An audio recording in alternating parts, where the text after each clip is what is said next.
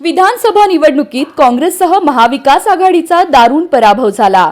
त्यानंतर सोलापूर जिल्हा काँग्रेसचे अध्यक्ष धवलसिंह मोहिते पाटील यांनी राजीनामा दिला, पण तो अद्याप वरिष्ठांकडून मान्य झालेला नाही।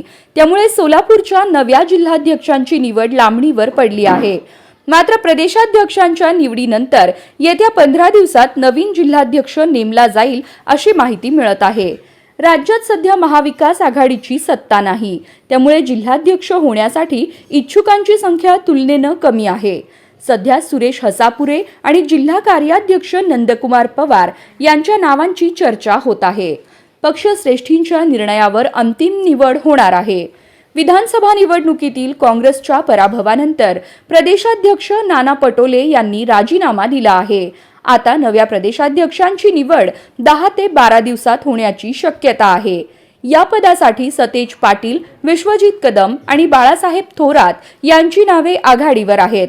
मात्र पक्षातील काही नेते पटोलेच पुन्हा प्रदेशाध्यक्ष राहावेत अशी मागणी करत आहेत। नव्या प्रदेशाध्यक्षांच्या निवडीनंतर जिल्हाध्यक्षपदासाठी अंतिम निर्णय होणार आहे। त्यामुळे सोलापूर काँग्रेसच्या नेतृत्वावर कोणाची वर्णी लागणार याकडे संपूर्ण जिल्ह्याचं लक्ष लागलं आहे।